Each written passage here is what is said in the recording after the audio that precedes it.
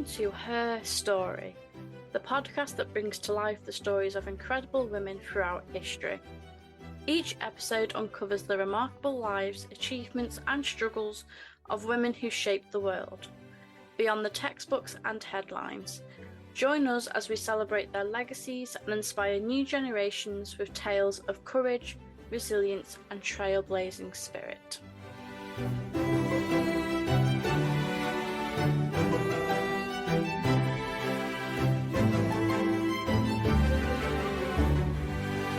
Today's episode, I will be talking to Dr Gabby Storey about Richard I's Queen Consort, Berengaria of Navarre.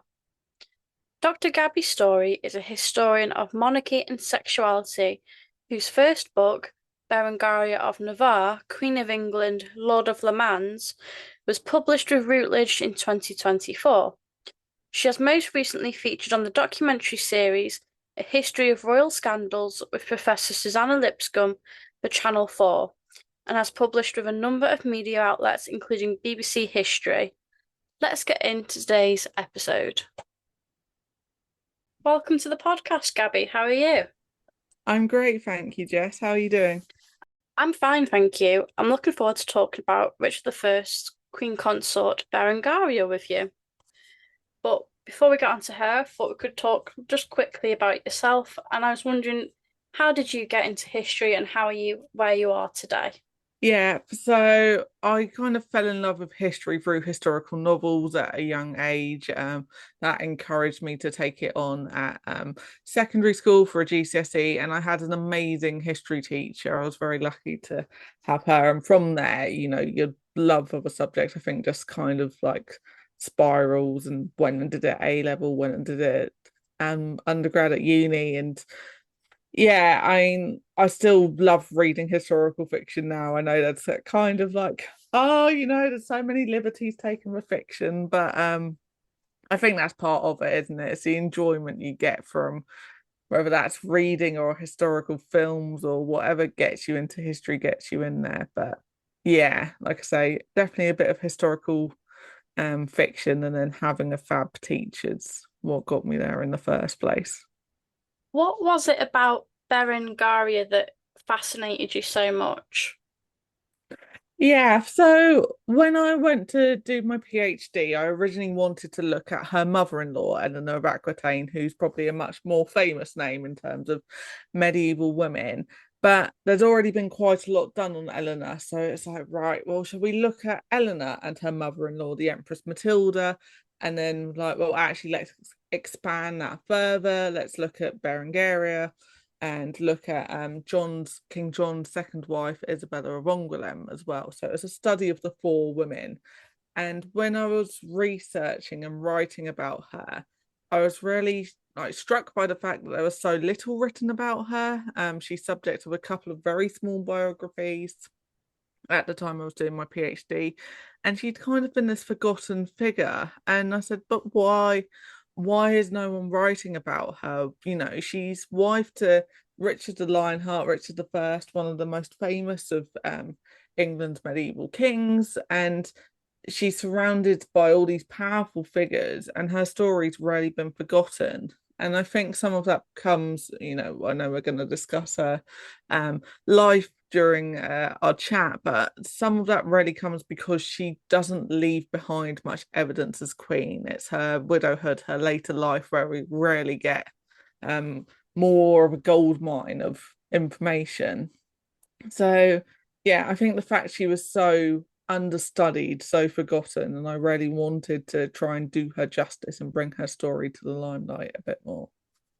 No, yeah, I completely agree. From when I was trying to research this for this episode and before that, it's really hard to try and discover who she was compared to her mother-in-law, Eleanor of Aquitaine, where there's a source of information when it comes to her. Yeah, and for Eleanor, she's the only woman who was Queen of France and Queen of England. She had an incredibly long life. She had a very long political career. And even though, she's been subject of so many biographies, even though it's not like there's an absolute plethora of evidence, there's still more for her than there are for some of the queens surrounding her. And she just, she strikes a very interesting figure. She rebels against her second husband, Henry II, Richard and John's father. And she's then imprisoned for the best part of a decade. There's so much of Eleanor's life that's scandalous and tantalizing, and you want to know more. And yeah, that is part of the reason why her daughters-in-law are almost dwarfed, because again, that long life Eleanor has. Richard dies in 1199. Eleanor doesn't die until 1204. So she surpasses Berengaria's kind of reign as queen as well, which is part of that problem, which we'll get onto as to why Berengaria doesn't pop up as much. On to the main lady herself. I was wondering, when was Berengaria born and who were her parents? Yeah, so she's born around 1165.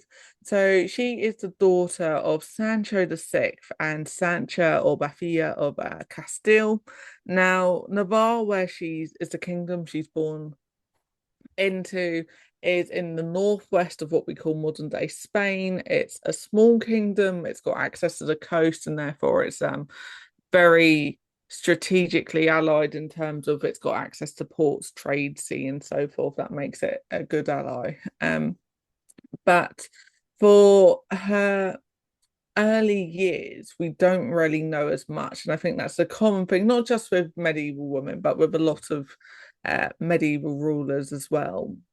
We don't know an awful lot about her education and upbringing and so forth, but we can make an educated assumption that she does move around several of the royal palaces in Navarre at this time. So we're talking about Pamplona, Estella, um, and so forth. And we can we can expect, based on what she's like later in life, that she does receive an education. At least she is literate. She does speak a few languages. She is very skilled politically. Again, we can see this later in life. So I think we expect that her upbringing was in line for what we would expect of as a princess, so to speak. I know that's a later term, but to use it here for her makes it. Yeah, I was going to ask, would she have received an education that was kind of befitting a medieval princess, so she was skilled going on into her marriage?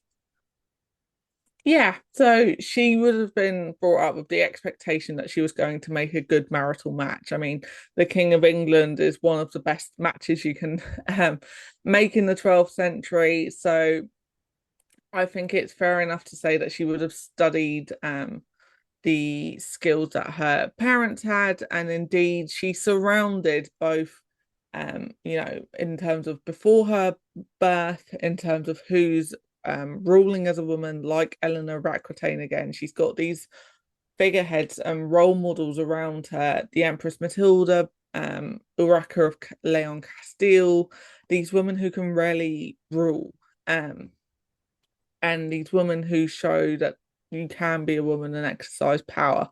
Although obviously Empress Matilda isn't fully successful with that, but that's another story. But yeah, so she has got these influences around her in terms of, again, women being able to govern, women being able to rule, and would have been brought up with that notion that she would be capable of doing so in her own, with her own skill set, with her own knowledge and circumstances as well.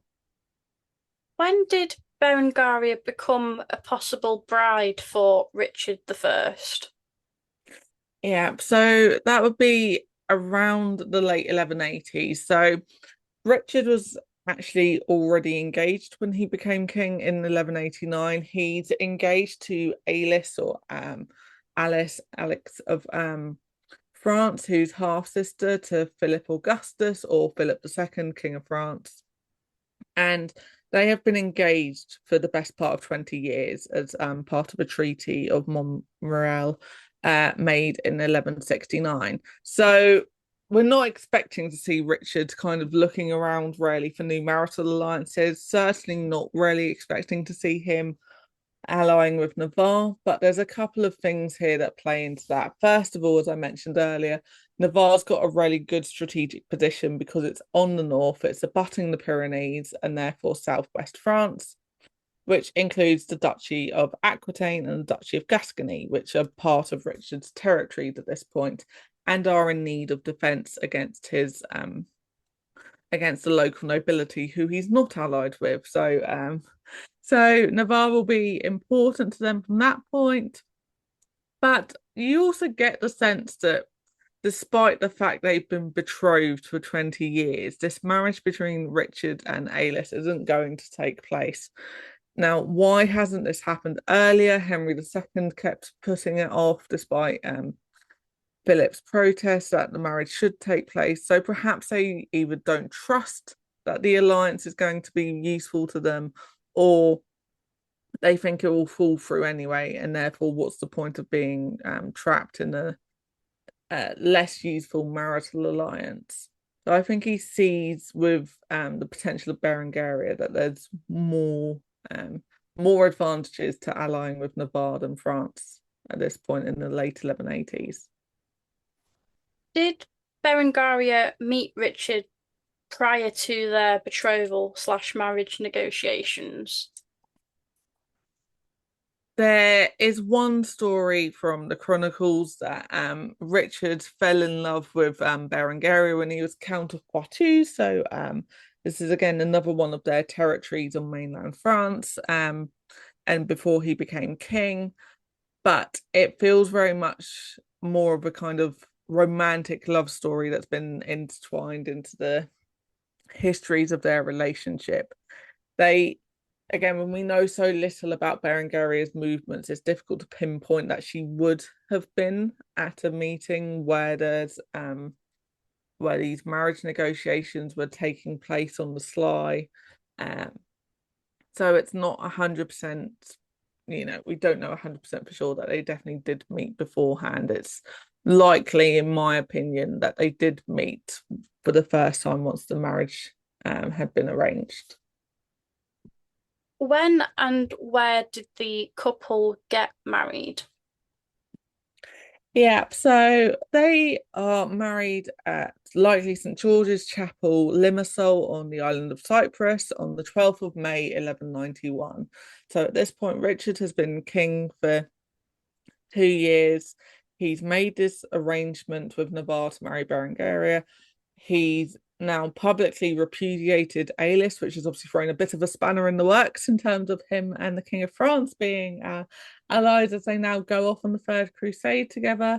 So it's Eleanor of Aquitaine who is sent to fetch Berengaria from Navarre, travels overland Western Europe with her, and brings her to Richard first in Sicily, and then from Sicily onwards, Richard and Berengaria travel and then are married in Cyprus. And we know a little bit about the event, but not so much in terms of whether it's a grand affair. But we've got a list of the attendees. We know that Berengaria is given a grant for land and revenues to support herself as queen, for example. So, yeah, but we don't know if it's with all the fanfare you might expect of a royal wedding that takes place at Westminster Abbey, for example. It's likely to have been a much smaller, subdued affair because they're now fully en route to the Holy Land for the Third Crusade. Why did Richard take Berengaria with him on the Third Crusade? Was that kind of a normal thing to do? Yeah, so we do have several other examples of queens who go on crusade. Eleanor of Aquitaine goes on the Second Crusade with Louis VII, who was King of France. So they had been married for several years by that point. We also see the same later on in the medieval period with Eleanor of Castile, who's on crusade with Edward. So it's not unusual. It's important for Richard to be married to Berengaria in order to secure this alliance because he's hoping that Berengaria's father Sancho is going to help protect his borders whilst he's on crusade. So that marriage ceremony needs to take place really to secure that alliance. But Berengaria doesn't seem to have much of a role. She's on crusade with him, but that then prevents her from exercising new powers as queen because she's not in the land she's going to rule over. She's now a ruler of several of these territories that she's not visited or seen yet. So Richard marries her to, keep everything ticking over, so to speak. But we don't see her playing much of an active role, um, unfortunately, at this point of the Third Crusade. When Richard gets taken hostage, doesn't he, at some point? Did Berengaria raise funds for Richard alongside her mother-in-law? Yeah, so Richard and Berengaria are in the Holy Land in the Crusading States for about 2 years until Richard reaches a truce with Saladin in 1193.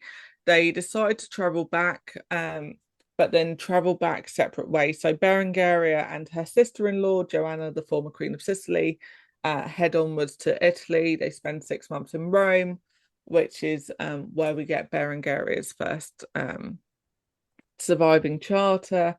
Richard ends up having to travel overland and he is captured first by Leopold, Duke of Austria, who holds him hostage for a number of months and then exchanges Richard with his overlord, the Holy Roman Emperor Henry.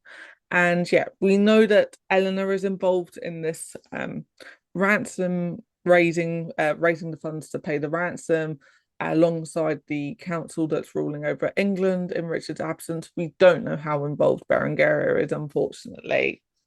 It is an easy assumption to make that she would have been involved because, she is the queen, she's his wife. But given how little idea we have of her political role and function day to day, there's not concrete evidence that she definitely was involved. What do you think the reason is that Berengaria never went to England during her marriage to Richard? Yeah, I mean, it's an interesting question because it makes you think of all these relationships around Berengaria. So for instance, why does Richard not bring her to England? And the main event in which he could have brought her back is because he's crowned for a second time when he's released from captivity at Winchester Cathedral in 1194. And he has Eleanor of Aquitaine by his side. Now, was the coronation arranged too quickly for Berengaria to be able to travel over from France? Was it because Eleanor is still the premier woman of the realm and therefore it's more appropriate for her to be situated there? But this could have been a really crucial moment for Richard to have presented Berengaria as Queen of England to her subjects and start giving her more of a function in the governance of England. And he doesn't do so. And I think that does say something about their personal and their political relationships, which are, separate beings, because even if they weren't getting on very well personally, he should have still viewed her importance as queen and what she could do. I mean, again, look at Eleanor Aquitaine and how much she accomplishes for her husband. Berengaria could have had a role in England as well, and Richard neglects to give that to her. He neglects to give her an opportunity to rule and be involved and to govern, administrate, raise funds more concretely that we'd be able to see in the surviving evidence. So there's that element of competition, even that's not direct competition, so to speak, with her mother-in-law for status, for funds, for position, and so forth. But I think there's also a lot of it is to do with Richard and how he treats her and how he doesn't bring her to the forefront of what she could be doing in England. Do you get the impression that Richard from the research I've been doing, that England isn't a priority to him? He wants to kind of get glory in the Crusades and earn this kind of battle-worthy name. It always just appears that England is a cash pot. Yeah, I mean it's interesting because it's one of those very well circulated facts about Richard is that he only spends 6 months in England. He does use the Treasury quite a lot in terms of supporting his campaigns. Now, he does have to be on campaign, whilst he's been on crusade. Philip Augustus, the King of France, returned earlier than Richard. He sought to make several campaigns in Normandy, which belonged to the King of England at this point, and elsewhere. And Richard is very keen to preserve Normandy as part of his realms. And therefore, he has to fight for it. He does need money to support that.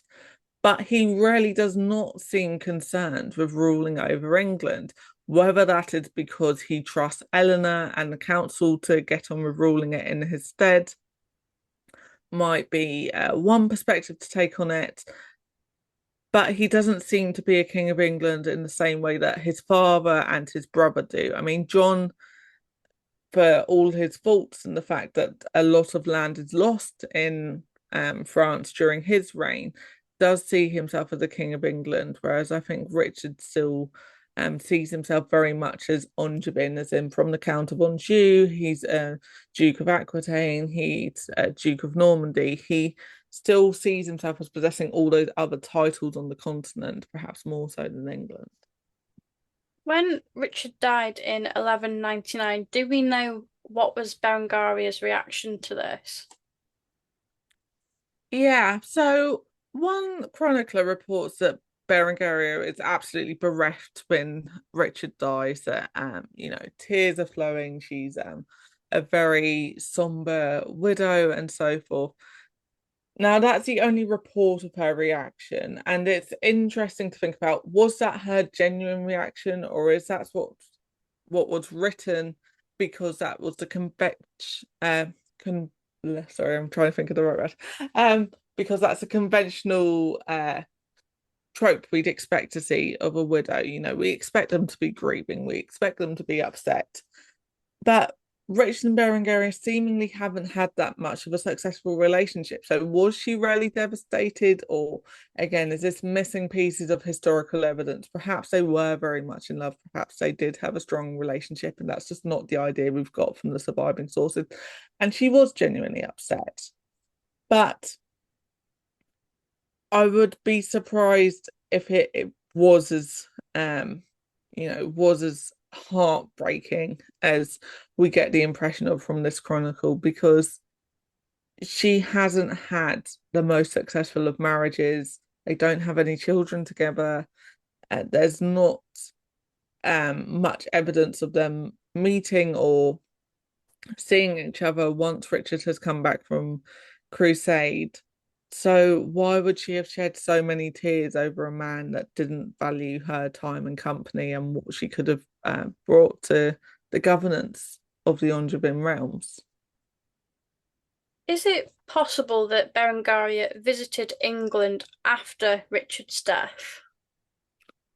Yeah, so in 1220, so we've now jumped along two kings. So we have Richard's brother John, who rules from 1199 to 1216, and he's succeeded by his son Henry in 1216.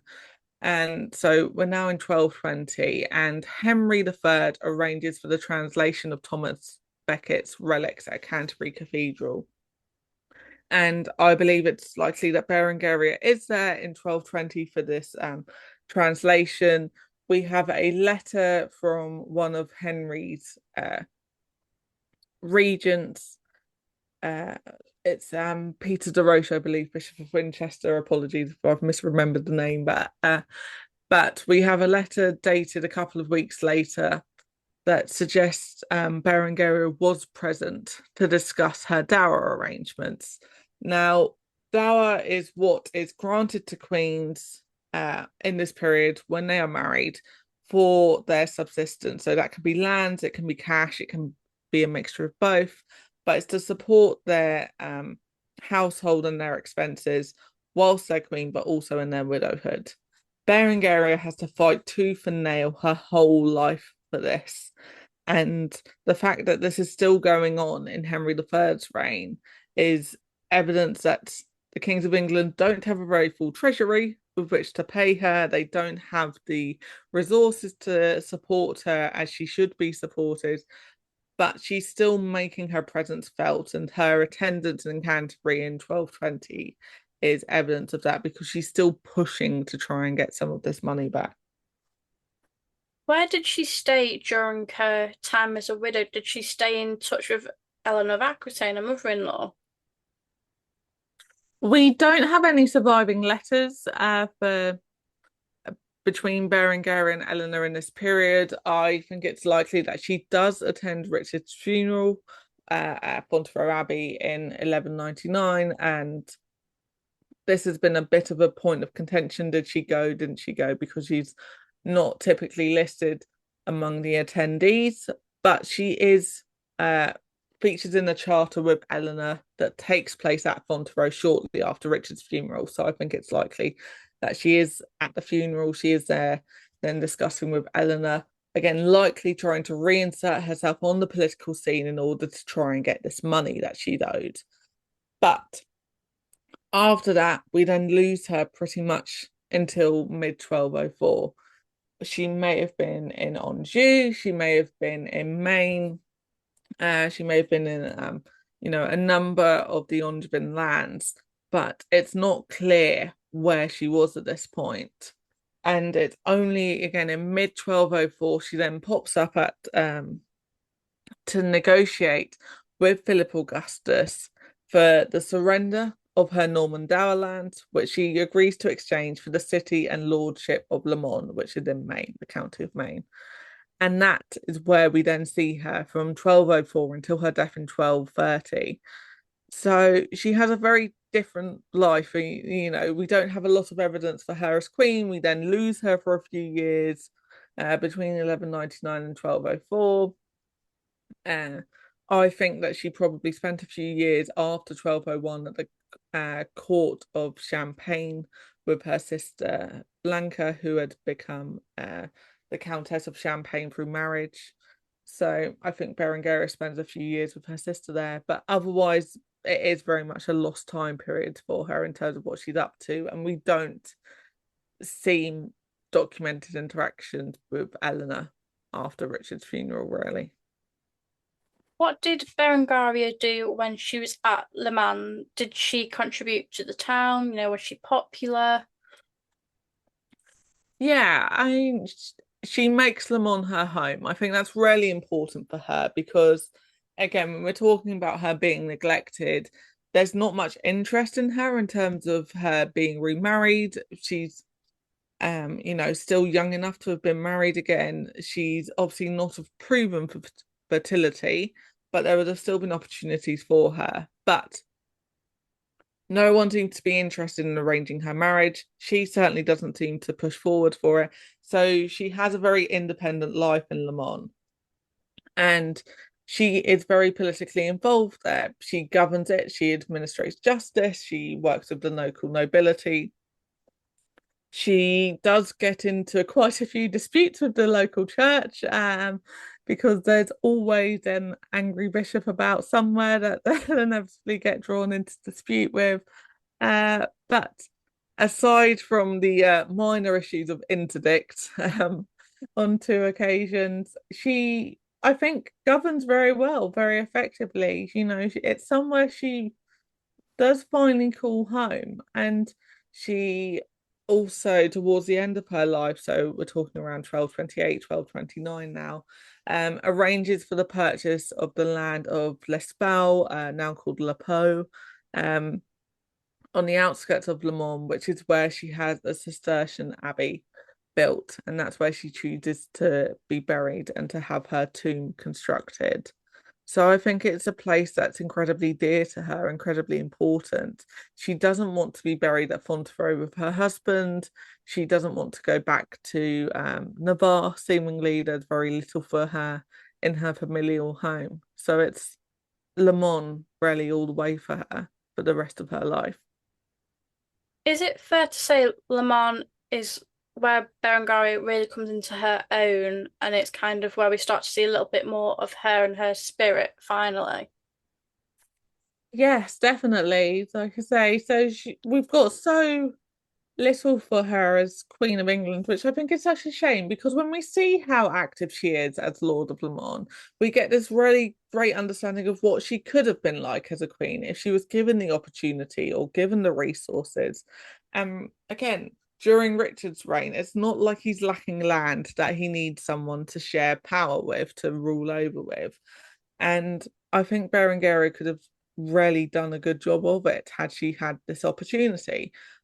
But instead, we're left with, that kind of looking back with hindsight. We can see her skills as a diplomat in a number of different ways, again, as Lord of Le Mans, but also the way she writes to the papacy to argue about her dower, the way she's petitioning the kings of England, the kings of France for various bits and pieces, revenues and resources. So we do get an idea that she is stubborn on a number of occasions. She's very determined to fight for what's hers. She's tenacious, she's dogged, she is confident of what she's owed and what she should receive.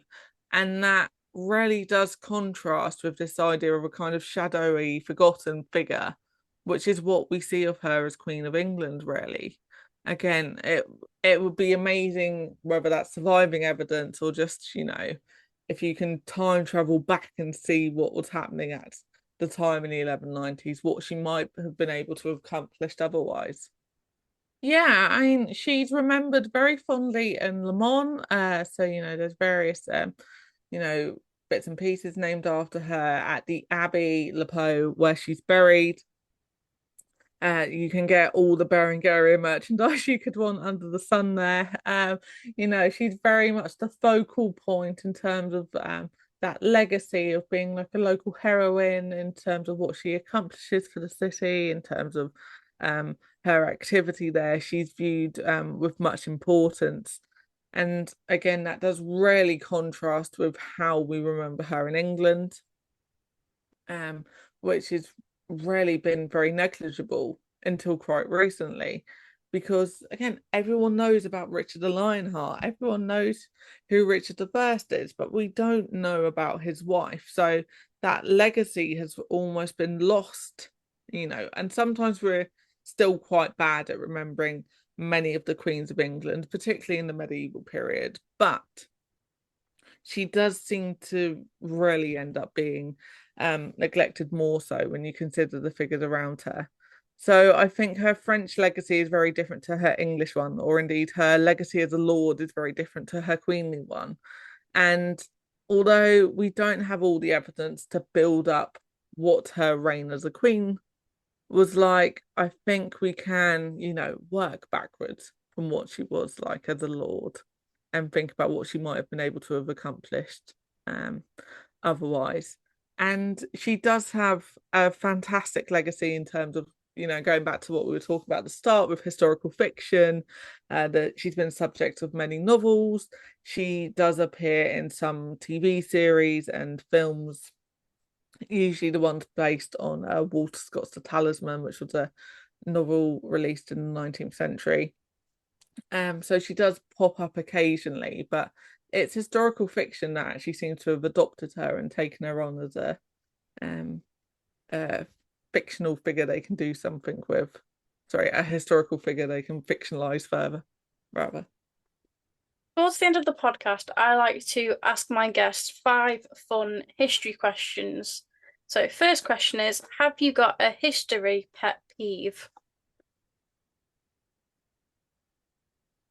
Yeah, I mean, I'm probably going to get lambasted by this, but I almost feel the kind of obsession with the princes in the tower to some extent, because I think there's absolutely nothing wrong with being interested in the princes of um in the tower, but I think there's so much history out there that we don't uncover, so much more history that we want to know about and talk about and so on.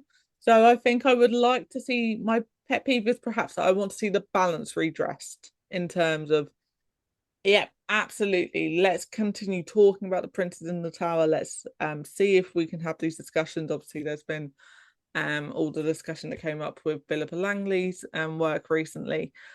But I think we've got all these medieval queens, princes, princesses that we need to know or want to know more about, but also all this kind of work on marginalized communities in terms of what we'd now call LGBTQ plus figures and so forth, working class communities that we can bring out more. So yeah, maybe Princes in the Tower is a handy case study, but I think just fixating too much on one bit of history when there's lots of other pieces out there that deserve equal or more attention. If you could invite any historical figure to a dinner party, who would it be and why?